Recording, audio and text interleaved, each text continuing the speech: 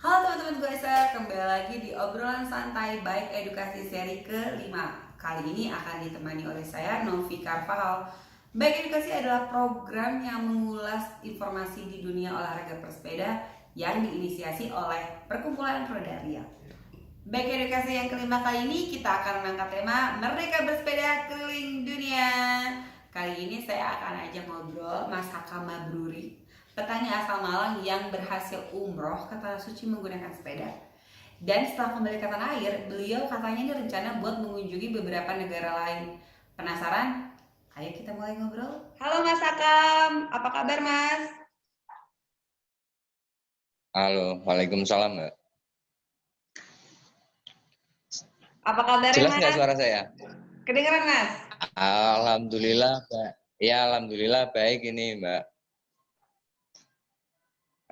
Oke. Oke Mas, sebelumnya saya perkenalkan diri saya dulu Mas. Nama saya Novi Carvajal. Saya yang akan ngobrol-ngobrol nih lebih detailnya tentang perjalanannya Mas Hakam dan juga menyampaikan pertanyaan-pertanyaan dari teman-teman Goweser yang sudah kita buka dari kemarin ya Mas. Ya, siap, Mbak. Ya, Mas, kalau boleh tahu gimana Mas kabar keluarga yang udah ditinggalin berbulan-bulan nih? Alhamdulillah kabar keluarga sehat-sehat semua tiap hari Alhamdulillah. telepon-teleponan terus. Karena sinyal mumpung bagus lah. Kan kalau ada di kota ini kan sinyal bagus, jadi saya buat telepon keluarga tiap hari. Karena kalau sudah jalan keluar dari kota, sinyal kita nggak bisa telepon. Ini Oh, mumpung ya, jadi nggak semua tempat banyak sinyal internet kan. Alhamdulillah ya di tempat yang sekarang support ya Mas ya, jadi nggak terlalu susah untuk komunikasi dengan keluarga ya Mas ya. Ya alhamdulillah juga itu Mbak. Harganya juga kuota murah di sini. Oh gitu. Tapi paling nggak murah tapi nggak murahan ya Mas ya, tetap lancar kan? Ya Iya betul. lancar. Oke Mas, sekarang di Sudannya stay-nya di mana Mas? Di rumah warga kah atau di mana Mas? Saya tinggal di ini Sekretariat PCI NU Sudan. Nah, itu Mbak. Oh oke. PJNU. Yang sempat saya lihat di YouTube juga waktu ke Sudan itu Mas bawa donasi ya Mas ya untuk panti asuhan di sana ya Mas ya. Ya, alhamdulillah ada teman-teman yang di Indonesia yang menitipkan rezekinya untuk didonasikan di perjalanan itu Mbak. Alhamdulillah. Cukup banyak ya Mas ya donasi yang diberikan ke panti asuhannya.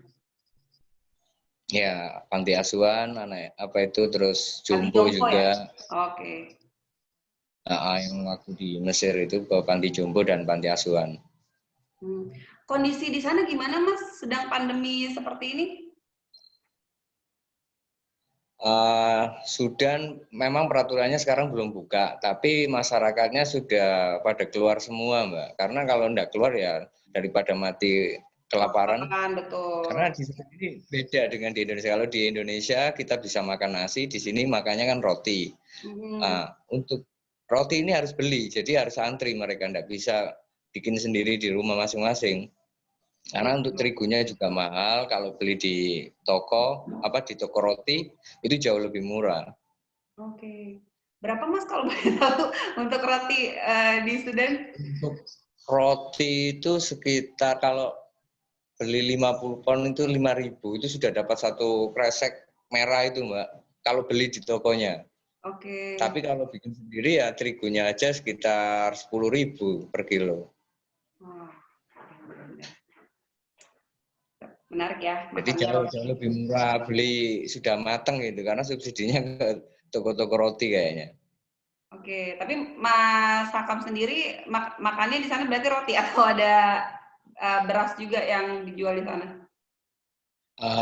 Di PCI ini kan kita tinggal bareng-bareng mahasiswa Indonesia gitu. Jadi ya lebih banyak kan makan nasi. Betul. Karena mereka pintar-pintar masak juga ya. Jadi tinggal makan dong ya Mas ya. Iya. Jadi sudah ada yang masakin. Oke, Mas, saya penasaran nih, misi apa sih yang Mas Hakam bawa untuk perjalanan kali ini?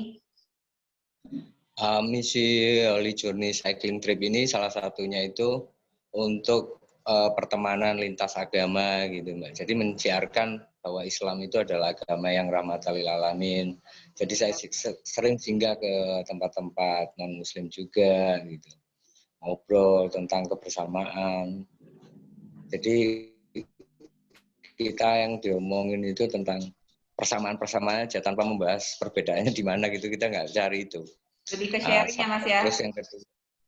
Terus yang kedua itu saya juga menggalang dana untuk pembelian inkubator bayi prematur, khususnya untuk bayi prematur yang nanti setelah trip ini selesai kalau memang terkumpul akan saya sumbangkan untuk orang-orang yang ada di Indonesia. Amin, semoga terkumpul banyak ya Mas ya. Yang tidak mampu untuk membayar karena pernah prematur dan saya ngerasain mahalnya apa itu membayar sewa inkubator bayi prematur ini. Jadi saya insya Allah bisa mengumpulkan duit untuk membeli alat-alat itu dan bisa digratiskan ini. Amin. Semoga terkumpul banyak ya Mas, biar misinya tercapai ya Mas ya. Ya. Ini Mas, kita throwback dulu nih Mas. Yang tadi disampaikan kan perjalanannya sekarang nih yang dijalani Mas Hakam ke Sudan, Afrika Selatan. Kita throwback aja Mas, gimana nih perjalanan yang sebelumnya waktu sama istri yang ke Mekah? Siapa tahu mungkin Goweser banyak yang tahu prosesnya, awal mulanya gimana gitu Mas.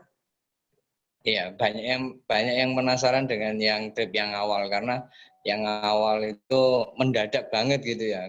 Setelah saya vakum beberapa tahun di dunia adventure, tahu-tahu saya muncul bawa trip Malang Mekah itu. Dan itu Mas ya, bikin saya sendiri dan kayak mimpi aja waktu itu. Karena waktu saya punya ide untuk ke Mekah itu pun ya enggak sengaja pas waktu saya cari makan kambing kan itu. Sambil ngelamun gitu, saya bersiap ke Wali Songo, ngelamun aja Mbak. Ngelamun aja. Ujung-ujungnya nanggung banget ke Wali Songo, sekalian aja ke makamnya Rasul. Alhamdulillah. Akhirnya saya pulang ke rumah, saya bilang sama istri, jangan mimpi lah, ini masih siang, pulang-pulang dari sawah kok, tahu-tahu jinak.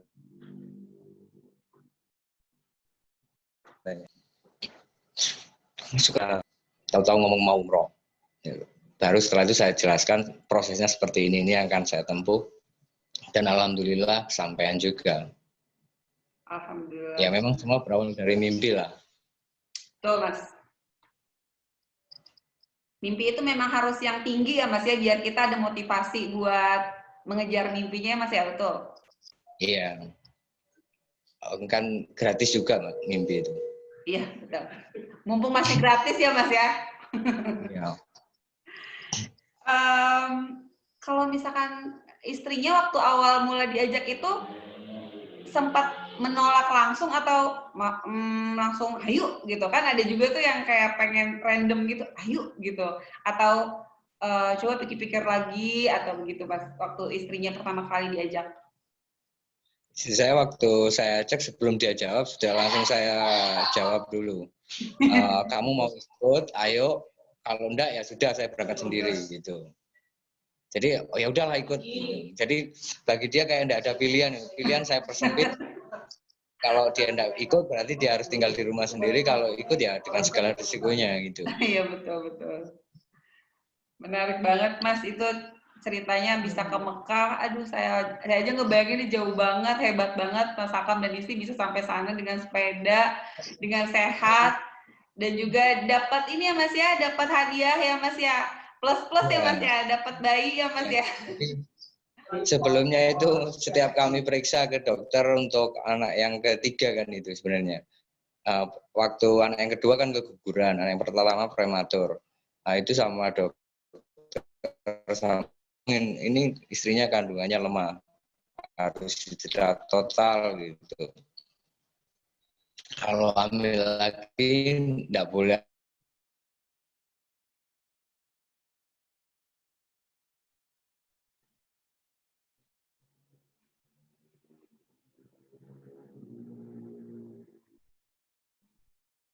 ada kerjaan apa-apa. Kandungannya gitu Mbak. Berarti tiap seksi KBRI sekarang anaknya umur 2 tahun ya Mas ya berarti ya? Iya, 2 tahun lebih 2 bulanan. 1 Juni kemarin. Wah, selamat ulang tahun ya. Oke, kita lanjut ke pertanyaan-pertanyaan ya Mas ya yang sudah disampaikan teman-teman Goeser melalui direct message Instagram. Ini pertanyaan yang pertama akan saya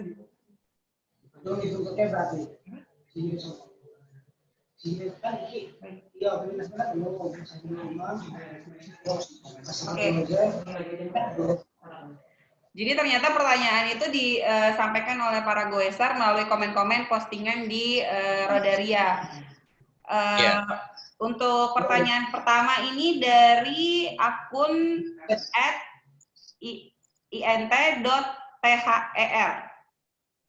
Dia bilang mau nanya nih Mas, dari negara yang dikunjungi, bagaimana agama Islam di sana dan apa perbedaan Islam di sana dan di Indonesia? Sekian, terima kasih. Coba Mas Akam, gimana nih yang udah di banyak negara? Di setiap negara yang saya singgah itu ya memang hampir tidak ada beda sih. Kayak di Malaysia juga masih sama, terus Thailand juga masih sama. Cuman budaya yang mewarnai itu semua. Kalau masalah Islamnya ya sama aja, cuman budaya-budaya yang mewarnai kayak di India juga ada budaya-budaya India yang sudah mewarnai agamanya gitu. Jadi ya hampir sama, kita anggap sama aja lah itu tentang keislamannya itu seperti apa. Toh sama non Muslim aja saya mencari kesamaan, apalagi sama yang Islam. Jadi saya tidak pernah melihat perbedaan mereka gitu. Lebih ke budaya ya Mas ya? Ya, jadi kebudayaan aja yang mewarnai. Kalau masalah Islamnya hampir-hampir sama lah. Oke, kita lanjut ke pertanyaan berikutnya. Ini dari akun @bobcat.sepatu-sepeda. Saya ada beberapa pertanyaan, ternyata banyak nih Mas. Yang pertama, apa sih tujuannya Mas Hakam melakukan perjalanan tersebut? Itu yang pertama. Yang kedua, bagaimana mengatur izin dari keluarga untuk waktu perjalanan yang sangat lama? Dan yang ketiga, apa yang perlu menjadi penekanan untuk mempersiapkan perjalanan tersebut? Monggo Mas, dijawab satu-satu. Yang pertama tadi tujuannya dalam melakukan perjalanan. Visi misinya lah. Jadi gini, setiap perjalanan saya itu kalau tidak ada visi misinya kan sayang juga kan. Jadi saya harus buat penguat untuk diri saya sendiri. Saya harus punya visi misi yang menguatkan perjalanan itu. Salah satu contohnya adalah membawa misi perdamaian tadi itu. Saya berkunjung ke tempat-tempat peribadatan lintas agama. Misal karena saya Muslim, saya silaturahmi ke gereja, ke Viara, ke kuil-kuil Hindu. Jadi saya ngobrol di sana sambil membicarakan tentang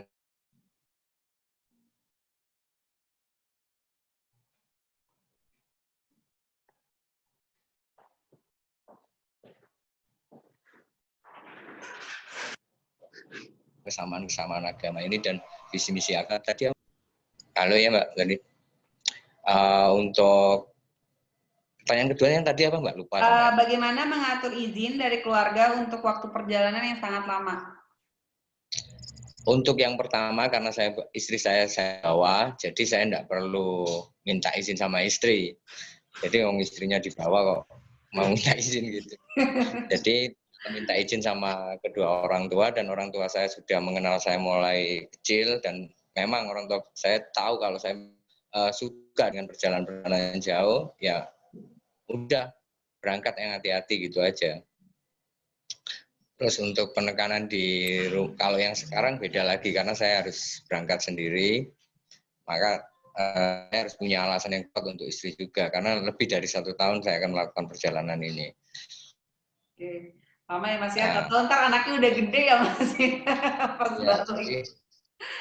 Saya harus memberikan jaminan terhadap istri bahwa saya tidak akan menelantarkan mereka, misalnya dengan uang bulanan tiap istri saya harus kirim, dan saya pamitnya pun tidak hanya untuk jalan-jalan sekedar mencari kesenangan aja, tapi saya bawa misi seperti ini, saya terangkan misi saya sama istri, dan istri alhamdulillah mengerti karena istri sudah pernah ngikut juga. Iya, betul. Sampaikan nanti masalah bulanan insya Allah saya kirim tiap bulan. Sama ketika saya masih ada di rumah, karena yang menjamin makan istri saya bukan saya sendiri gitu loh. Kan istri juga bawa rezeki sendiri. Iya, betul. Berarti itu udah termasuk jawaban yang yang ketiga ya Mas ya? Iya. Apa yang perlu menjadi penekanannya Mas yang tadi Mas sampaikan ya? Iya, karena kalau kita cuma jalan terus lupa yang di rumah, tanpa harus memberikan nafkah, misal uang bulanan, ya pasti diprotes lah, nggak usah lah pulang. Oke. Jadi kan bulan, insya Allah. Yang pasti biar nggak lupa selalu video call ya Mas ya. Biar nggak lupa biar anaknya nggak lupa muka ayahnya gitu. Iya, nanti pulang saya dipanggil Mas sama anak saya. Aduh kacau tuh Mas. Oke, kita lanjut ke pertanyaan berikutnya. Ini dari akunnya, tunggu sebentar ya. Oke. Ini akunnya sama nggak sih? Ini nggak ada, ini nama akun. Nggak apa-apa. Yang ini nggak ada nama akun. Nggak apa-apa. Ini nama akunnya nggak ada Mas. Jadi next aja, ini dari pertanyaan dari teman-teman Goweser. Oh iya, boleh tahu nggak nih Mas, spek atau model yang Mas pakai saat ini untuk sepedanya? Terus kenapa pilih sepeda itu? Siapa tahu jadi referensi untuk teman-teman pesepeda lainnya, katanya gitu Mas.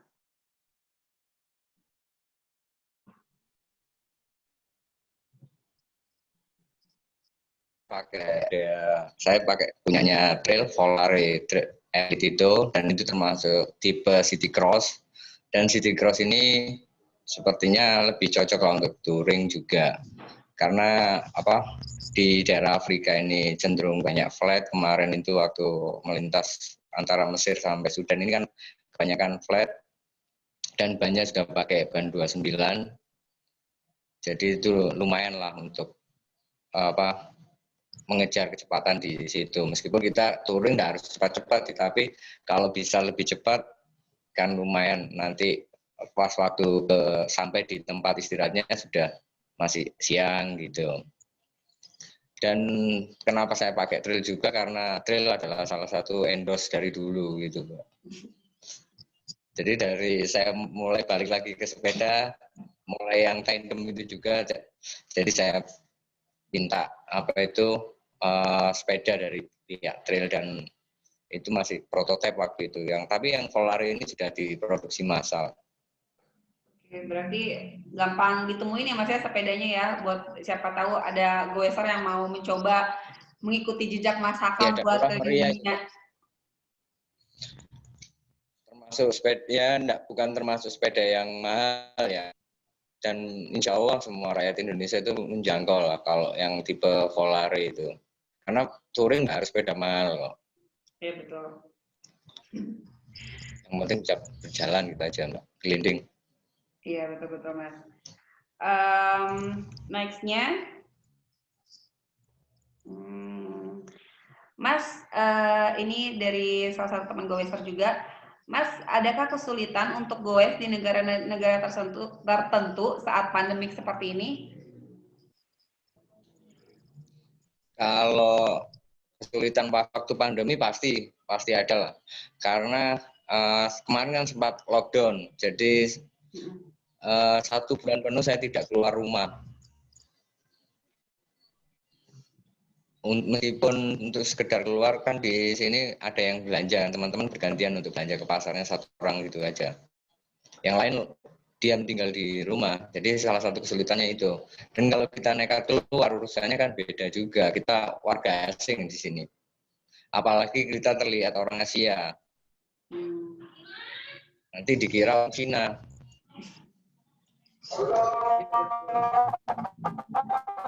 Tapi Karena mereka nggak untuk bisa membedakan antara orang Cina sama orang Indonesia. iya,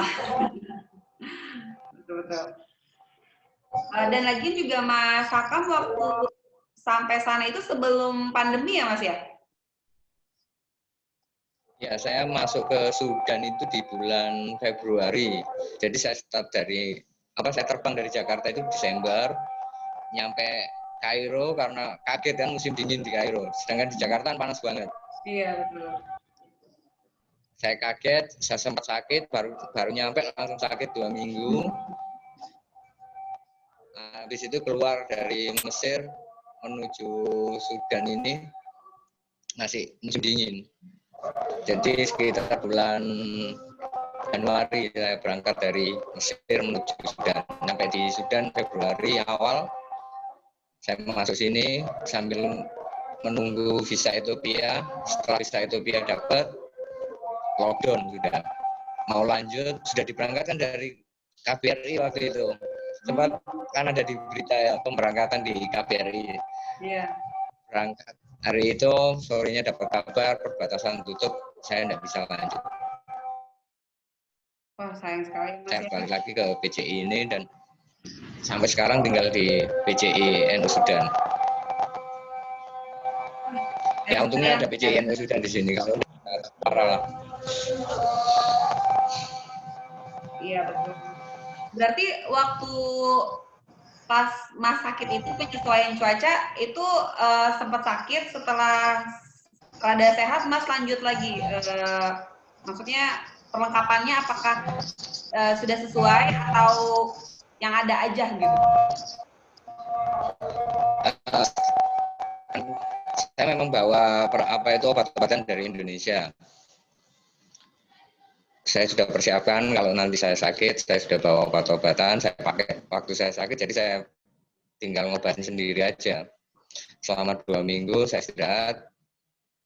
Setelah beberapa 2 minggu benar-benar fresh, saya pamitan ke KBRI, terus KBRI Kairo memberangkatkan, langsung saya berangkat ke Sudan ini. Oke. Jadi peralatan memang sudah ada dari Indonesia semua. Oke. Sebenarnya saya malas untuk merencanakan bawa obat-obatan karena saya takut obat-obatannya terpakai. Karena istri saya maksa untuk bawa obat-obatan, ya terpakai juga akhirnya. Iya, Mas ya, apalagi betul, apalagi cuacanya masuknya musim dingin kan Mas? Iya, jadi dari Jakarta yang panas langsung kan nyampainya itu subuh ke Kairo. Jadi keluar dari bandara masih seger-seger gitu, udah tidur siang, kena jet lag juga. Bangun tidur langsung kok udah kaku semua kayak gini. Parah gitu. Berapa derajat Mas? Minus berapa? Ya. Sampai saya kan sempat expired juga kan di Mesir itu. Karena perjalanan dari Kairo menuju perbatasan itu kan sekitar 1.000 lebih lah, 1.000 kilo lebih. Dan pas waktu kurang 2 hari visa sudah expired. Sekitar 250 kilo lah visa saya expired di situ. Tapi karena sudah persiapan dari KBRI, saya bawa surat keterangan kalau saya mau keluar, arahnya mau keluar ke perbatasan, terus saya kasihkan polisi, sempat dibawa polisi juga. Iya. Dilepas gitu aja karena saya memang tujuannya untuk keluar perbatasan. Jadi hampir tidak ada masalah. Masuk Sudan, masalah di Sudan ini pandemi yang paling bermasalah karena saya harus yang harusnya saya sudah sudah sampai di Tanzania atau di Zimbabwe sana, sekarang masih di Sudan. Iya Mas ya, semoga aja cepat selesai pandeminya ya Mas ya. Biar bisa melanjutkan misi ke negara selanjutnya. Pertanyaan berikutnya, ini dari Ini juga ID-nya tidak ada. Ada pertanyaan lagi. Tadi Mas Hakam bilang ini merupakan perjalanan suci. Mungkin Goeser udah nonton YouTube Mas Hakam nih. Ada nggak hal spiritual yang dialami selama goes hingga sekarang, hingga sampai di Sudan? Ya, yang tidak disangka-sangka itu bagian dari kisah spiritualnya, Mbak. Jadi saya semakin yakin kalau setiap permasalahan itu pasti ada solusinya. Tanpa kita harus berpikir gimana solusinya nanti, gimana terus solusinya. Nggak usah dipikirin, solusi juga selesai sendiri juga. Yang penting kita doa aja. Betul.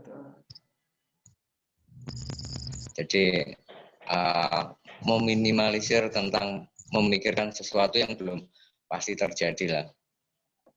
Kalau saya selalu memikirkan yang di depan, saya pasti ragu. Makanya yang di depan saya hapus dulu lah. Yang penting sekarang. Sekarang sudah bisa makan ya alhamdulillah, gitu aja. Jadi salah satu pesan spiritual yang saya bawa di situ lah, tentang kepasrahan. Saya berangkat aja enggak punya uang kok Mbak waktu mau berangkat ini, kalau jujur-jujuran ya. Kan ada teman-teman banyak yang tanya, modalnya gimana itu untuk pendanaannya perjalanan setahun ke depan gitu. Ya saya modalnya ya doa aja lah, insya Allah. Doanya dari Allah. Yang penting kita usaha, nanti hasilnya kita kembalikan lagi. Makanya saya tidak boleh berpikir nanti pulang uang, kalau dapat uang gini dari sponsor mau beli ini untuk kebutuhan pribadi ya tidak boleh lah. Makanya tujuannya kalau memang ada sponsor nanti ada hasil lebih ya saya akan donasikan untuk pembelian inkubator itu. Inkubator emang. Jadi ya jalan-jalan lah. Dan yang pasti harus yakin ya Mas ya. Ya. Oke, next-nya ini pertanyaannya dari salah satu goeser juga. Mas Hakam, saat ini merupakan bulan peringatan kemerdekaan Indonesia. Selama perjalanan, bagaimana masyarakat luar memandang negara kita nih, Mas? Banyak yang saya sempat waktu di di perbatasan antara Mesir Sudan, saya sempat ketemu sama beberapa peturing juga kan, dari Spanyol sama Yunani waktu itu. Kita sama-sama mau ke perbatasan, terus untuk ngirit kan biasanya kita patungan aja kamarnya. Ya. Akhirnya patungan satu kamar, malam mereka cerita. Saya tunjukkan tentang penyambutan KBRI, Kedutaan Indonesia, tentang perjalanan sambutannya seperti ini. Mereka itu sampai nggak percaya gitu. Bahkan yang dari Yunani itu bilang, ibu saya itu diplomat. Saya tidak pernah diperlakukan seperti yang kamu diperlakukan sama pemerintahmu. Ya saya bilang, ya inilah Indonesia. Mereka kaget juga, sempat, ini orang Indonesia ini sebenarnya gimana tingkat ekonominya. Mereka tanya juga, memang jalan-jalan menganggarkan 1 tahun ke depan, atau bahkan kamu siap untuk 2 tahun. Kenapa kamu nekat? Memang penghasilan orang Indonesia berapa? Saya jawab, umumnya kalau di daerah saya sekitar 200 US dollar. Kan normal, biasa kan 200 US dollar kan Mbak, penghasilan di Indonesia itu. Rata-rata segitu. Saya bilang gitu. Mereka, emang orang Indonesia bisa hidup dengan 200 dolar? Ya, kenyataannya kamu lihat sekarang saya gimana? Saya bisa hidup. Bahkan mereka sempat saya traktir juga kan waktu itu. Untuk kamar, untuk malam ini saya yang bayar, untuk makanan saya bayar. Mereka malah tambah bingung. Indonesia ini ngakunya tapi 200 US dollar per bulan, tapi kenapa berani kayak gini? Akhirnya saya jawab gini, oke lah, kalian boleh bangga dengan revolusi industri kalian. Revolusi industri memang dari barat. Tapi orang timur punya mantra yang tidak bisa ditiru orang barat. Kami bisa mengubah batu menjadi roti. Akhirnya mereka ketawa. Gila orang Indonesia. Jadi apa itu mereka malah bingung. Sempat juga ketemu apa itu warga di jalan gitu. Karena saya sama dengan kalian mau mengembalakan kambing. Orang Indonesia itu berarti kayak ya. Orang peternaknya aja jalan-jalannya ke luar negeri ya. Sampai berbulan-bulan nggak pulang-pulang. Berarti kayak orang Indonesia ini. Mereka sempat terheran-heran juga gitu sama karena bagi saya orang Indonesia itu orang-orang ajaib lah. Dan yang membuat saya percaya diri itu orang Indonesia adalah orang-orang ajaib. Tuh. Jadi bisa mengubah batu menjadi roti di tengah gurun nanti. Maling kundang aja bisa jadi batu ya Mas? Iya, manusia jadi batu ya. Nggak ada yang nggak mungkin di Indonesia ya Mas ya. Oke, kita lanjut ke pertanyaan berikutnya. Halo, Ya. Sinyalnya habis Mbak. Apa itu sinyalnya kok hilang ya? Oh, udah bisa Mas? Ya udah. Oke, lanjut lagi ke pertanyaan berikutnya Mas. Ini dari Ya. @maniak tempe. Indonesia banget nih Mas, namanya maniak tempe. Dia bertanyanya gini sih Mas, kita balik dulu ke pertanyaan dari teman-teman Indonesia. Mas Hakam, Mas Hakam tentang pendanaan perjalanan, apakah pribadi atau sebagian dari sponsor atau full dari sponsor? Kalau dari sponsor mungkin bisa sharing tipsnya biar dapat sponsor. Berarti nih kayaknya mau ngikutin jejak Mas Hakam nih buat tour juga nih kayaknya. Jadi pendanaan itu semua ya, kita balik lagi orang Indonesia itu memang orang-orang ajaib. Jadi ketika saya mau berangkat kurang 2-3 hari, saya masih pegang uang Rp10.000. Wah, Rp10.000. Salah satu donasi. Iya, Rp10.000 itu kurang 3 hari. Kurang 3 hari saya menjadwalkan saya akan start dari rumah itu, saya masih pegang Rp10.000 dan nggak punya uang yang lain. Ada teman tanya yang akhirnya jadi donatur saya. Kamu sudah nekat mau berangkat, memang kamu punya uang berapa? Ya, saya jawab, ya saya punya uang 10.000. Tafsiran 10.000 itu 10 juta. Akhirnya ya udah kalau kamu punya uang 10.000 biar saya yang nambahin lah, dikurangi. Akhirnya dia mendonasi untuk tiket pesawatnya sekaligus untuk mata uang asingnya dari dia. Setelah itu saya juga jualan kaos merchandise. Saya bikin kaos merchandise, ada di Facebook saya nanti. Nama Facebooknya tadi apa? sudah saya upload. Facebooknya Hakam Mabruri juga. Hakam Mabruri, oke. Iya, jadi saya jualan merchandise kayak kaos itu. Nanti hasilnya, awalnya itu memang mau saya pakai uang untuk kaos itu. Karena dilala saya dapat rezeki nomplok. Ada sponsor, tahu-tahu ada pihak mau mensponsori. Akhirnya uang yang kemarin hasil penjualan kaos kemarin saya tidak pakai. Oke lah, saya sumbangkan itu aja semua. Karena saya sudah dapat uangnya kok. Sampai saya tidak butuh lagi. Nah, untuk yang kali ini saya bikin lagi kaos untuk persiapan untuk kedepannya. Jadi uang saya tidak pernah berlebih, cuma saya tetap harus jaga. Untuk Jadi kaosnya ketika saya dapat uang ya sudah gimana Mbak? Untuk kaosnya masih bisa dibeli Jadi, atau gimana Mas? Untuk saat ini? Untuk saat ini saya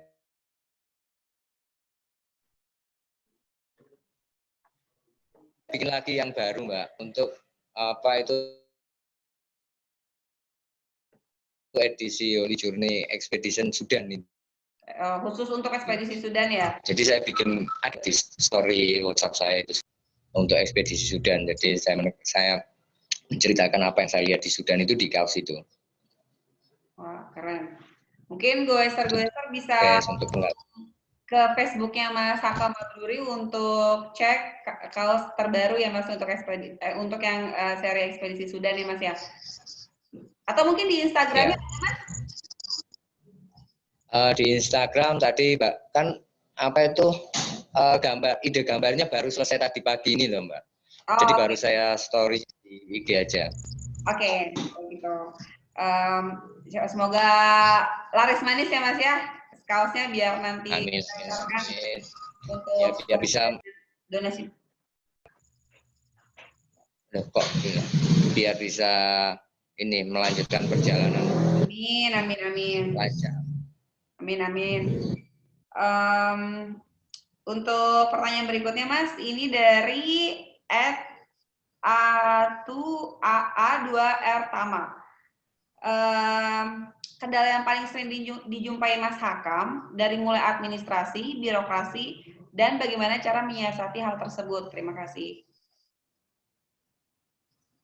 Untuk kendala, memang kita tidak bisa langsung apa itu berpangku tangan ke KBRI ya, menganggap semua harus diurus KBRI. Tapi setidaknya kita untuk urusan birokrasi kita memang harus melapor dulu ke KBRI yang negara yang akan kita tuju. Misalkan waktu saya mau ke Mesir, begitu saya sampai Mesir, kontak yang saya hubungi dulu adalah KBRI untuk melaporkan kalau saya sudah berada di Mesir.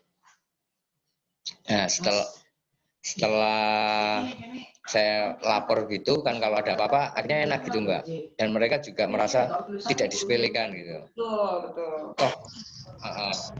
Terus ketika saya baru jalan mau ke Sudan juga saya kontak dulu KBRI yang ada di Sudan, KBRI yang ada di Ethiopia, terus saya kontak-kontak semua gitu. Saya memberitahukan Pak saya punya misi seperti ini, saya akan melewati negara ini. Kalau misalkan ada apa-apa, saya mohon bantuan untuk perjalanan saya dipermudah gitu. Akhirnya mereka membantu, semua membantu. Minimal mereka membuatkan surat. Contoh kayak waktu saya kehabisan masa tinggal visa, kalau tidak ada surat dari KBRI, mungkin saya sudah ditangkap dan dipulangkan. Salah satu kendala touring luar negeri itu ya masalah tentang visa. Untuk yang lainnya hampir tidak ada. Karena untuk yang lainnya mungkin masalah-masalah yang personal ya. Bagi saya itu masalah, bagi orang lain bukan masalah. Misalkan saya tidak bisa nginep di hotel yang harganya sekian ya, karena tapi orang lain mudah untuk tidur di situ.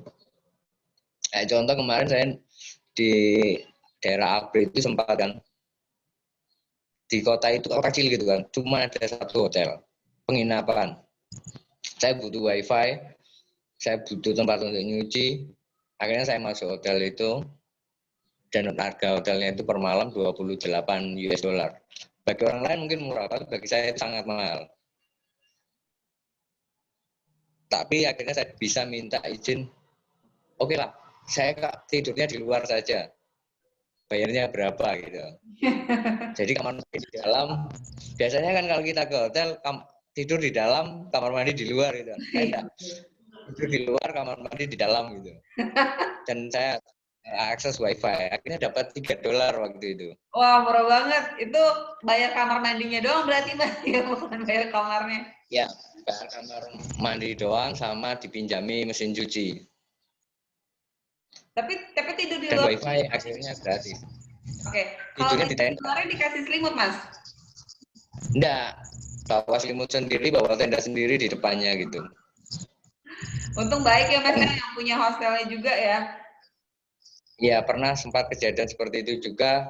Pemilik hotelnya tidak tega, akhirnya saya pernah disuruh masuk. Udah kamu masuk aja gratis, tapi jangan bilang teman-temanmu itu. Orang-orang kadang kan diskriminasi terhadap non Muslim gitu kan. Teman saya waktu itu orang Spanyol itu kan non Muslim. Jadi dia tidak boleh masuk, saya boleh masuk. Dibilang dia sudah bayar, saya dibilang sudah bayar. Kalau kamu mau bayar masuk aja, kalau tidak mau bayar ya tinggal di sini. Akhirnya orang Spanyol itu marah ya, langsung ditinggal hotelnya. baru ketemu lagi di kota selanjutnya sama orang Spanyol itu tak ceritain kejadiannya, mereka ketawa-ketawa aja ya. Dasar orang Sudan. Iya, pasti seru banget tuh Mas kalau pada saat benar-benar survive buat tidur, buat macam itu benar-benar jadi cerita banget ya Mas ya. Ya ketemu rombongan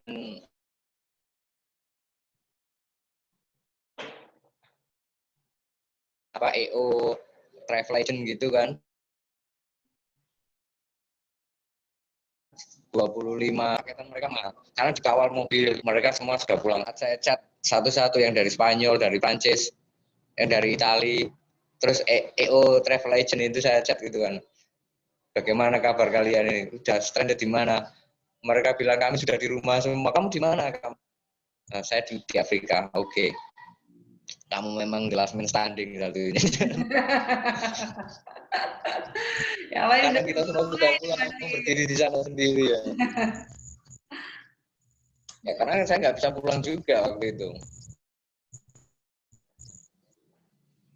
Seru-seru banget Mas. Kita lanjut ke pertanyaan berikutnya Mas. Pikir saya bertahan, saya pulang butuh duit, lebih baik saya bertahan. Ya. Oke, kita lanjut ke pertanyaan berikutnya. Oh ya, selama perjalanan yang sekarang ya Mas ya, karena kan kalau yang sebelumnya kan sama istri ya. Kalau yang perjalanan sekarang ikut Mas Hakam ikut klub atau komunitas sepeda? Ya, saya tidak terikat dengan klub manapun, tapi saya banyak kenal teman-teman di federal kayak gitu. Anak-anak sepeda itu saya banyak mengenal mereka dari pertemanan aja, tanpa ikutan klub mereka gitu. Karena kan kalau mau dihitung itu saya juga main sepedanya juga baru-baru dan iseng banget gitu loh kok di Indonesianya. Begitu saya pulang sebentar, saya tidak pernah ngumpul sama mereka, tahu-tahu saya keluar lagi gitu. Dan masa bermain sepedanya saya sedikit sekali di Indonesia. Jadi alhamdulillah, tapi banyak teman-teman Indonesia yang bisa kenal gitu di jalan gitu. Pas waktu saya mau dari Malang mau ke Jakarta gitu, saya mampir di rumah-rumah mereka, di rumah-rumah federal gitu. Kan jaringan untuk touring di Indonesia itu yang kuat komunitas federal. Dan mereka menerima semua komunitas sepeda, mau sepeda apa, sepeda folding bag, MTB, mereka bertamu, mereka selalu menjamu itu semua. Dan ya alhamdulillah ada komunitas federal Indonesia itu. Sangat welcome. Jadi orang-orang asing yang datang ke Indonesia, mereka sering jamu juga gitu. Iya ya. Kalau misalkan, oke, tunggu Mas, kita skip dulu. Oke Mas, yang mana yang langsung ini?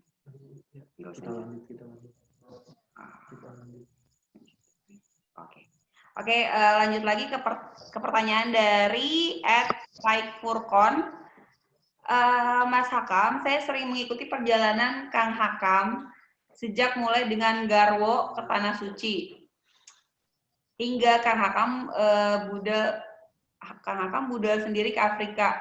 Namun yang saya bingung, Kang bahkan pernah nggak tanya langsung lewat kontak Kang Hakam, namun nggak, jadi kayak dia pernah kontak langsung sama Hakam, cuman nggak dibales katanya gitu. Mungkin ini waktu yang tepat untuk dia Hakam.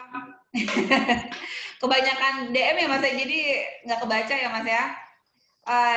Dia nanya gini Mas, bagaimana cara Mas Hakam bertahan hidup di negara Timur Tengah saat waktu ke Mekah ya, saat uangnya udah habis dan didampok di jalan, dan saat ketika sepedanya bocor di tengah padang pasir, gimana Mas?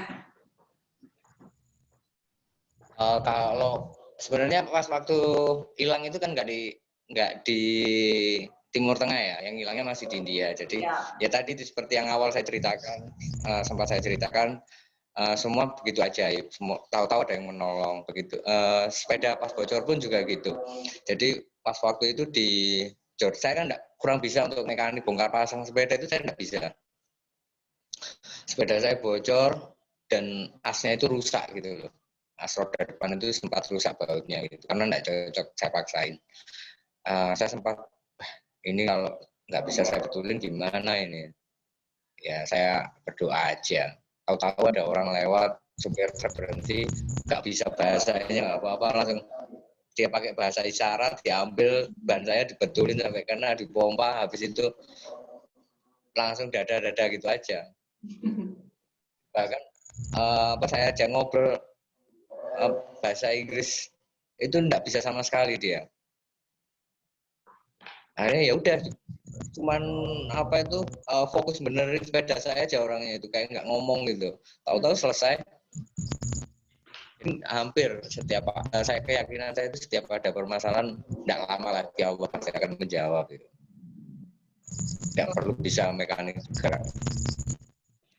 Insya rezekinya orang kan berbeda-beda gitu. Kan bagian dari rezeki juga itu. Iya benar-benar. Yang penting mas sama-sama ngerti, yang satu butuh bantuan, yang satu mau ngebantu ya mas ya. Iya, insya Allah selama tujuan kita baik, Allah akan mempertemukan kita dengan orang-orang baik. Iya betul. Oke, kita lanjut ke pertanyaan berikutnya dari Anto underscore Husien underscore terus Dianto. Selama perjalanan apakah ingat Anur 1? Anur. Oh oke, nama orangnya. Mention IG ini kan di kolom. Oh, oke, tunggu sebentar ya mas ya. Maksudnya ini Anur 1 itu. Ini dia nggak mention. Oh, apakah ingat? Jadi, Ya. oh mungkin ini Mas Takam ditanya gini mas, selama perjalanan apakah ingat? Ini akun disebut ini akun Anur 1, Anur Almurtadlo, Anur. Oh ya, itu nama pondok pesantren, Mbak. Kenapa? Itu nama pondok pesantren tempat saya belajar dulu. Oh iya betul, salam 3S, salawat 1000 sehari, sukses selalu, dulur, Arema yes. Jadi promosi. Oh, itu pondok pesantren ya mas ya? Ya, senior saya kayaknya. Senior waktu di pondok pesantren dulu. Oh, itu di Malang mas? Iya.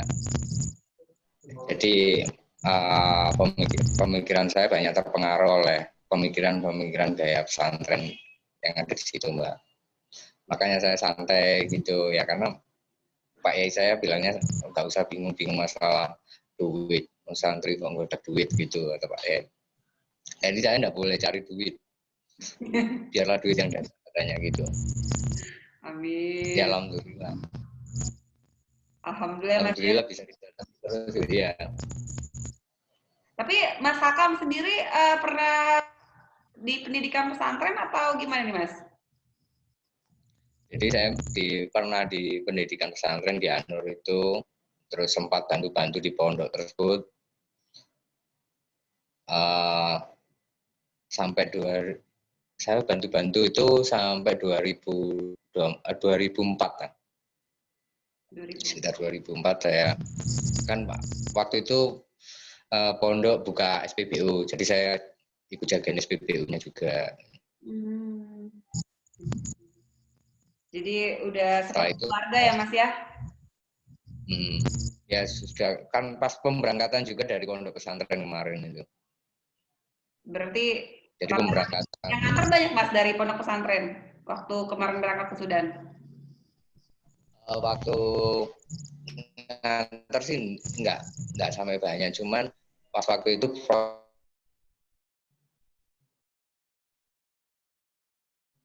proses apa itu pelepasannya pondok pesantren di sekitar melepas saya jalan-jalan ke Afrika, jadi keluarkan acara memeriahkan saya berangkat itu. Bandara jadi ada di jadi ramai ya. Ya, jadi ada di IG di IGTV saya yang itu. saat diantar? Pas waktu keberangkatan. Jadi ya pasti kangen lah.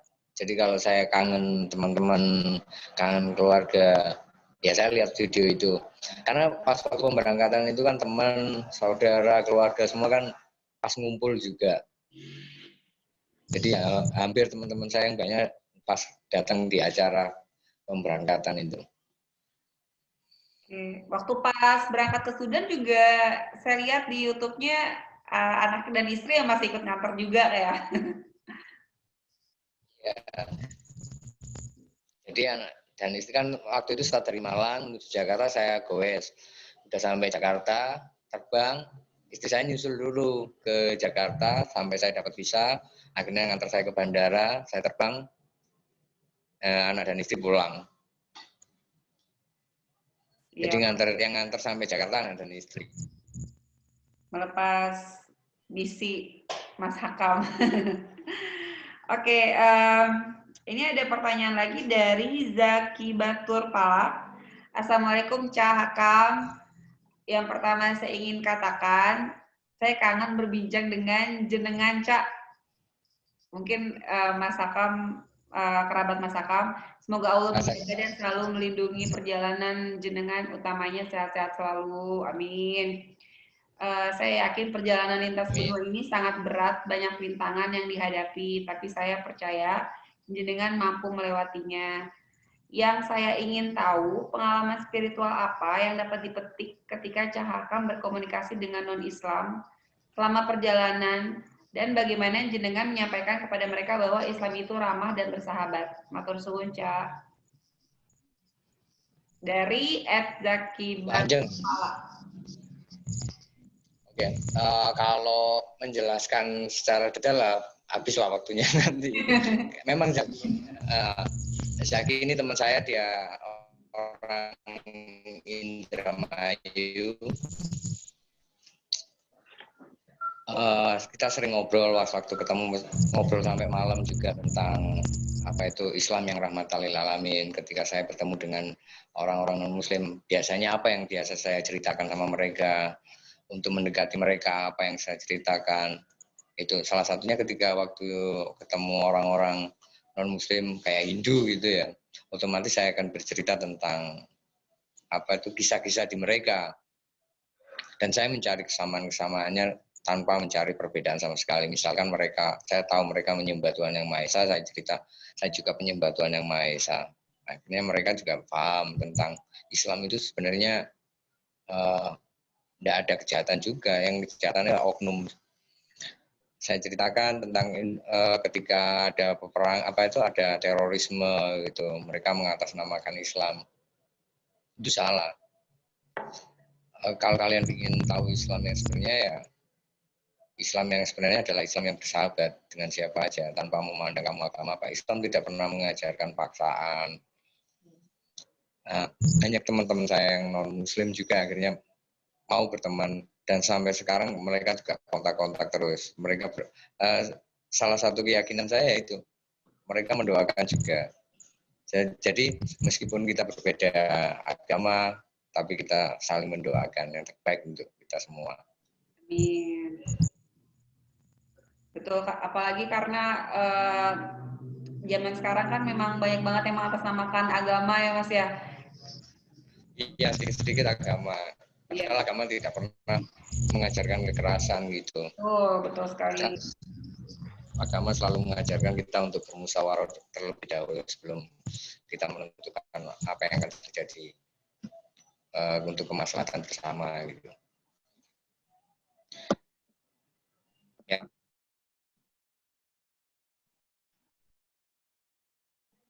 Oke, Pak. Nanti Zaki biar apa itu kalau saya jawab pribadi lagi ke telepon saya. Langsung WhatsApp-an ya Mas ya biar lebih jelasnya. Lama juga dia. Kalau saya terangkan di sini nanti dia nggak WhatsApp saya. Bisa seharian ya Mas ya. Iya. Oke, kita lanjut ke pertanyaan berikutnya. Ini dari Nanto 2W. Assalamualaikum, Cak. Kiat apa saja yang kiat apa saja supaya bisa bersepeda untuk tujuan ibadah ke tanah suci?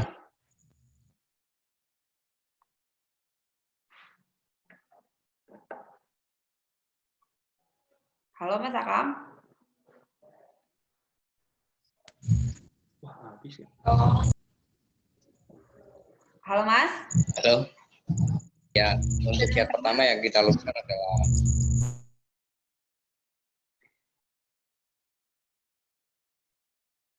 niatnya terlebih dahulu lah. Ke tanah sucinya untuk apa dulu? Kalau kita mau cari yang termudah, pakai pesawat ya udah pakai pesawat aja. Kenapa saya dulu pakai sepeda? Karena waktu itu terus terang saya enggak bisa untuk naik pesawat, saya enggak mungkin lah. Saya enggak punya duit sama sekali. Dan alhamdulillah, dan idenya akhirnya lahir dari sepeda.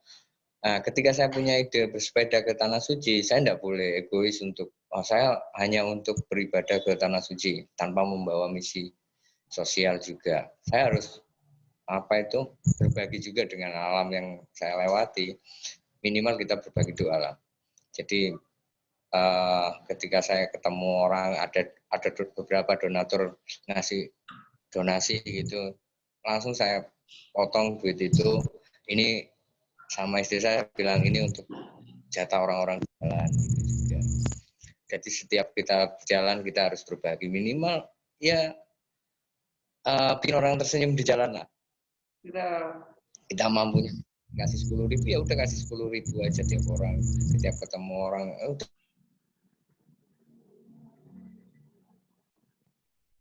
udah kasih aja biar dia tersenyum melihat kita.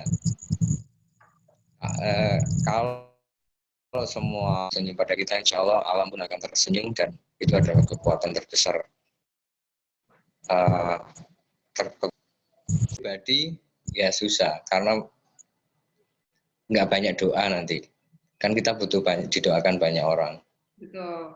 Ya, itulah yang membuat kita kuat. Bisa buat keajaiban itu karena banyak doa. Betul. Jadi perbanyak doa, siapa tahu salah satu doa itu diijabah ya Mas ya? Ya, itulah salah satu keyakinan saya gitu. Jadi bikin orang lain tersenyum, bikin orang bahagia, dan dia akan berdoa. Meskipun kita nggak berharap, kamu harus doain saya loh, kamu sudah saya, nggak harus gitu juga. Tapi karena kita ikhlas, insya Allah, Allah Maha tahu lah. Ya betul. Oke. Karena itu sudah skenario.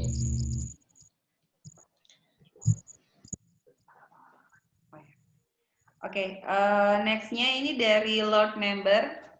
Mau titip pertanyaan buat Cahakam.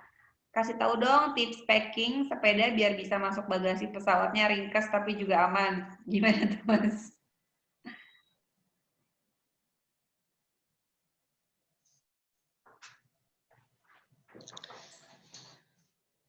Halo Mas. Kontak saya. Halo. Halo Mas. Halo. Habis dikit. Enggak ini. Halo Mas Akam.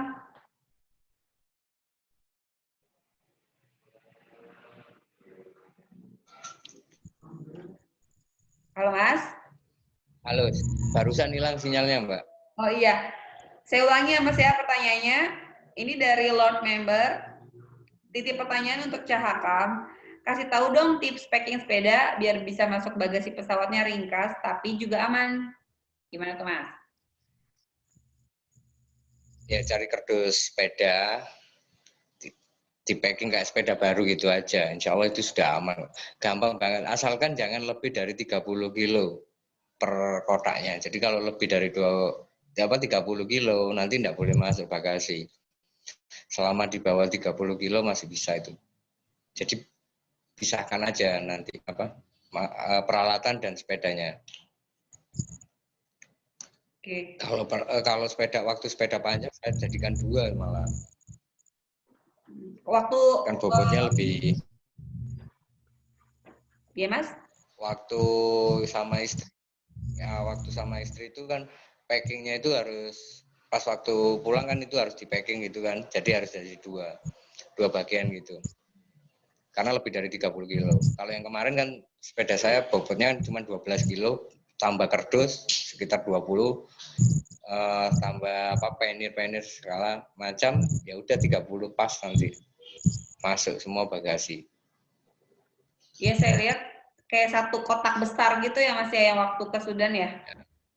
Iya, jadi pakai kardus sepeda baru itu aja. Atau kalau punya kardus khusus sepeda juga kan ada sekarang tas sepeda itu. Cuman kalau touring kayak saya ya apa itu nggak efektif banget gitu loh bawa-bawa bungkusnya. Iya. Nambah-nambahin beban. Mending beli kardus selesai buang gitu aja, nanti beli Iya. lagi kalau mau. Tapi untuk saat lakbannya itu apa butuh perkat khusus kah atau gimana Mas? Ya yang penting apa itu lakbannya apa itu banyak gitu aja, terus di apa kan di bandara itu ada yang pakai plastik gitu loh Mbak. Ya di wrapping ya. Ya di wrapping itu ya udah gitu aja. Itu aja udah cukup ya Mas ya. Asal jangan Asal jangan langsung di wrapping aja, nanti dilempar-lempar gimana nanti. Tapi waktu pas Mas hakam di Sudan itu aman kardusnya? Maksudnya ada penyok-penyok kah atau gimana? Enggak, aman semua. Kan cuma transit sekali aja di Dubai waktu itu. Jakarta, Dubai, Mesir kan. Sampai di Mesir semua masih aman. Alhamdulillah ya. Tidak dilempar-lempar ya Mas ya jadinya. Oke, kita pilih lagi satu lagi ya Mas ya pertanyaan dari Ferry Nanti kalau Fernando. mau berangkat Iya Mas? sepedanya. Halo Mas? Iya, Ya. ya Mbak. Oke, kita lanjut ke pertanyaan terakhir ya Mas. Iya. Dari Ferry Fernando. Assalamualaikum Mas Hakam. Ada beberapa pertanyaan nih. Banyak Mas ternyata. Yang pertama, dalam perjalanan Mas menuju tujuan yang dikehendaki di sana, Mas melewati beberapa negara dan tentunya dengan beragam perbedaan dan mulai kultur, budaya, makanan, kebiasaan, dan bahasa, bahkan cuaca ya Mas ya. Jadi pertanyaannya bagaimana cara adaptasi Mas di sana selain mental, fisik, dan tentunya perjalanan di sana itu memerlukan biaya yang besar. Ini rada panjang ya Mas ya. Tapi mungkin Mas dapat sponsor untuk pembiayaan tersebut. Pertanyaannya, adakah kendala yang sering dijumpai saat bersepeda di sana? Bisa dong berbagi pengalaman atau tips untuk pegawai pemula jika ingin melakukan perjalanan seperti yang dilakukan Mas saat ini. Terima kasih, ditunggu jawabannya. Semoga selamat sampai tujuan dan salam 2 pedal dari kami Bumi Parahyangan Selatan. Wassalamualaikum. Saya rada panjang juga napasnya nih. Jadi pertanyaannya tadi, iya Mas? Pertanyaan saya sudah nangkap itu. Pertanyaannya kan bagaimana kita mengatasi apa yang akan kita lalui gitu. Iya betul. Iya. Gampang itu Mbak sebenarnya. Sekarang ini kan sudah era maju ya. Kita tinggal klik di Google gitu. Misalkan kita mau masuk Mesir gitu. Kita tinggal browsing tentang permasalahan apa yang ada di Mesir, terus orang-orang Mesir itu seperti apa, kekuatan daya beli mereka seperti apa. Karena kita harus tahu juga biaya hidup di sana berapa. Itu kita bisa lihat di Google. Kita banyak-banyak browsing di situ. Setelah itu kalau ada teman, kita telepon teman, misalnya kita punya teman Mesir gitu ya, kita telepon teman Mesir, biaya hidupmu seperti apa, itu kita jadiin data Mbak. Setelah itu kita bisa tentukan budget saya di Mesir berapa. Setelah itu Sudan juga seperti itu. Kita tinggal browsing di internet, sudah banyak kan petualang-petualang yang melewati Sudan ini. Kita tanyain sama mereka, kita cari sendiri informasinya tentang tempat-tempat mana yang bagus untuk dikunjungi traveling gitu. Terus kebiasaan orangnya seperti apa, tingkat keamanannya seperti apa. Nah, ketika kita sudah tahu semua data itu, kita tinggal jalan enteng aja. Karena biaya hidupnya sudah tahu, jadi kita bisa kalkulasi. Oh ya, misalkan Sudan gitu. Sudan harga-harga sekian. 1 bulan. $100 memang cukup di Sudan. Itu untuk Karena harga-harga murah. berapa lama Mas kalau $100 itu Mas? $100 itu untuk 1 bulan cukup. Oh, serius Mas Tapi enggak, $100? ya $100 kita sudah bisa makan di sini. Wow, murah ya? Jadi usaha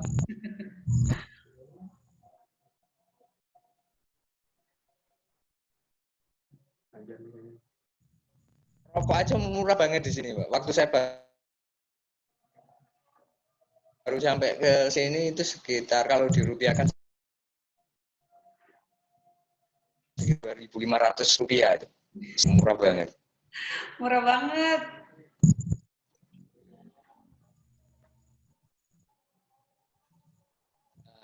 Kecuali penginapan ya, penginapan itu pun kalau di daerah kayak wilayah-wilayah di pinggiran gitu ya, sekitar 100.000, 150.000 itu sudah dapat penginapan. Kalau ada kota kecil ya, kalau ada kota kecil itu biasanya ada penginapan di situ, harganya rate-nya sekitar 100.000, 150.000. Wow. Jadi 100. Kemarin saya dari Wadiak perbatasan itu sampai ke Kortum itu sekitar 1.000 kilo lebih lah, 1.200-an. Itu saya habis sekitar nggak ada 1 juta. Itu sudah sama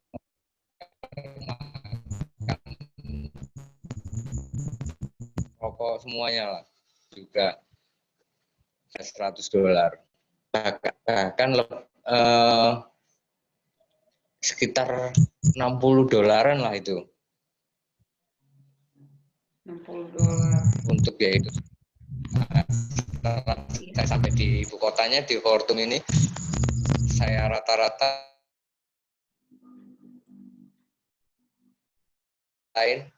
pengeluaran saya per bulan itu sekitar $100 untuk kebutuhan saya. Wah, murah ya Mas ya, $100. Dan perjalanan ke sana Kita makan, ya. kadang ya kita makan.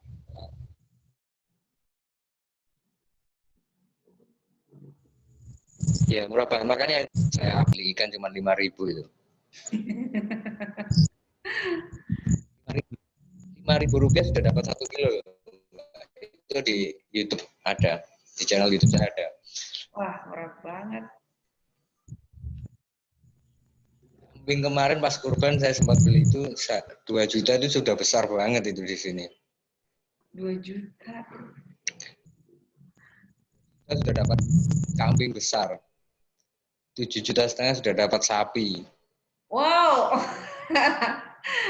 Itu kayaknya kurban di sana kayaknya bisa tiap tahun ya. Nah, makanya itu mahasiswa sini sendiri sudah mampu untuk itu berkorban sendiri mereka. Iya betul. Karena memang murah. Kemarin di rumah sini kita sembelih itu sekitar 15 ekor kambing kan. Ya memang ada sumbangan dari beberapa dari Indonesia juga, disumbang dari teman-teman Indonesia kan sempat saya post di story WhatsApp itu. Terus ada bantuan dari PBNU, dari Lasisni juga. Terus teman-teman yang tinggal di rumah ini sendiri itu terkumpul 15 ekor domba dan 1 ekor sapi. Itu didistribusikannya ke panti asuhan atau ke mana Mas? Ke warga sekitar dan warga-warga Indonesia yang ada di Sudan. Kan banyak juga orang-orang TKW yang ada di Sudan ini. TKW dan TKI adalah di sini. Oke. Oke, berarti memang intinya untuk pemula mengikuti jejaknya Mas Haka memang harus cari tahu dulu ya Mas ya, mau itu negara yang nanti dikunjungi yang dilewati dan juga budget-budgetnya ya Mas ya. Semakin kita banyak tahu tentang suatu negara itu semakin gampang lah nanti kita masuk. Sama tentang peraturan mendapatkan visanya seperti apa. Betul. Syarat-syarat pembuatan visa. Untuk mengawali ya Asia Tenggara itu lebih masuk lah. Kayak Malaysia, Thailand, itu kan tidak butuh visa kita. Iya betul. Tinggal masuk gitu aja. Yang penting punya paspor. Nah, dari situ kita bisa mengukur diri sendiri kan. Oh ya, ketika saya kesulitan bahasa, kan di situ mulai ada kesulitan bahasa. Ya. Karena meskipun kita fase bahasa Inggris pun, kalau sudah masuk daerah, tidak mungkin semua orang bisa bahasa Inggris. Iya, betul. Makanya dulu ketika saya mau berangkat, mau touring ke luar negeri, teman-teman saya nyuruh, udah belajar bahasa Inggris dulu. Tidak perlu, nanti kalau sudah pintar bahasa Inggris baru jalan. Kapan saya berangkat, oh ternyata bahasa Inggrisnya tidak terlalu penting. Karena saya lewat di daerah-daerah, di desa-desa. Saya misalkan saya bisa bahasa Inggris, terus orang lawan bicara saya tidak bisa, ya percuma juga. Benar-benar Mas. Apalagi yang bahasanya punya bahasa asli ya Mas ya. Iya, makanya itu kan mereka banyak teman saya itu beralasan, saya tidak mau turun ke luar negeri karena saya tidak bisa bahasa Inggris. Wah, itu menurut saya cuma pengkerdilan jiwamu sendiri aja. Pembenaran pribadi itu. Cari alasan ya Mas ya buat nggak berangkat ya. Jadi alasannya itu gitu. Sebenarnya tidak penting juga kalau kamu nekat udah berangkat. Apalagi zaman sekarang modal Google Translate juga bisa. Iya betul Mas. Memang harus cari yang terdekat dulu ya Mas ya. Jangan tahu-tahu langsung ke, ya sebenarnya nggak masalah sih kalau memang yakin dan punya tekad, yang punya misi ya Mas ya, langsung ke Mekah mungkin bisa.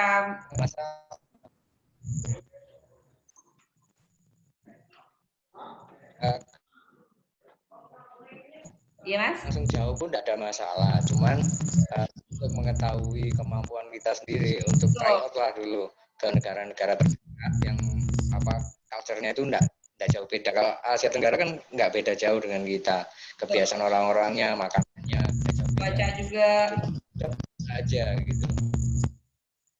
Ya betul. Oke Mas Hakam, untuk pertanyaannya cukup sekian nih. Jadi buat yang goeser yang sudah menitip pertanyaan yang belum disampaikan, mungkin bisa langsung tanya-tanya ke Mas Hakam ya. Kontaknya kemana nih Mas? Langsung IG-nya mungkin bisa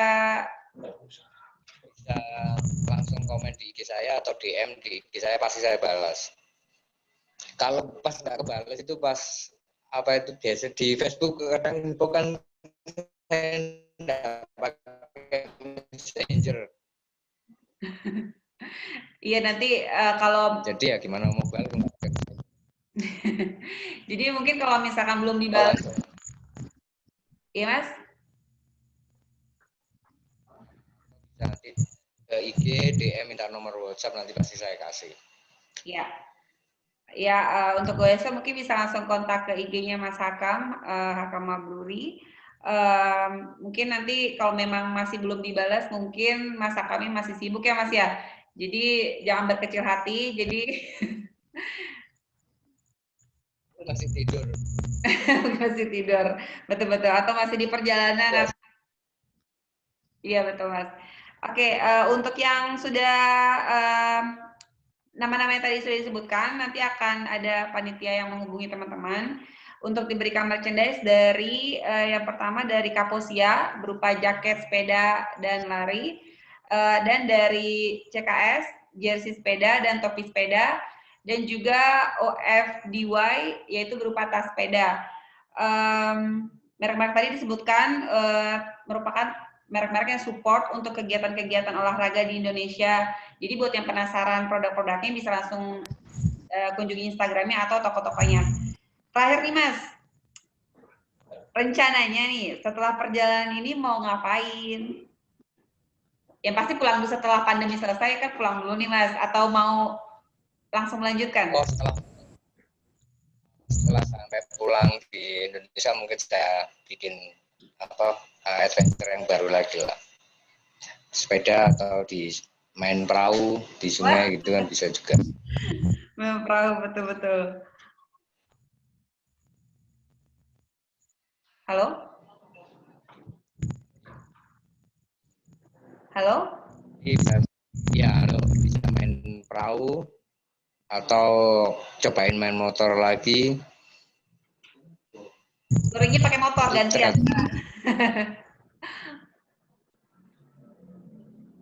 Jadi saya pakai motor atau pakai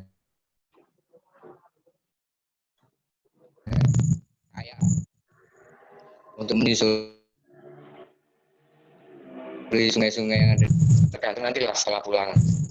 Dipikirkan nanti kalau udah sampai rumah dulu ya Mas ya. Semoga pandeminya ini cepat selesai biar semua rencana-rencana bisa terrealisasi ya Mas ya. Terus Mas Hakam terakhir nih, pesan-pesan dari Mas Hakam buat para goeser Indonesia khususnya dalam rangka Hari Kemerdekaan Mas. Pesan saya itu ya kita harus mengisi, kita harus menunjukkan pada dunia bahwa Indonesia mempunyai manusia-manusia ajaib, manusia yang di luar politik manusia yang lain. Itu aja. Jadi Oke Mas, sekali lagi terima kasih banyak Mas Hakam atas waktunya, obrolan yang sangat inspiratif dan juga memotivasi mungkin buat goeser-goeser yang akan mengikuti Mas Hakam mungkin perjalanan melanjutkan misi-misi Mas Hakam dan juga memandang lebih dalam tentang makna dari kehidupan ya Mas ya. Jadi nggak hanya goes aja tapi punya visi misi yang memang dibawa untuk ke negara-negara yang dilewati ya Mas ya. Mas? Ya. Oke. Oke Mas. Akhir kata saya Novi beserta tim Rodaria mengucapkan terima kasih bagi para pendukung acara ini, Metrum ID, portalsepeda.com, Kaposia Sportswear, CKS Asia, dan UFDY. Sampai jumpa di Bike Edukasi berikutnya, Mas. Assalamualaikum.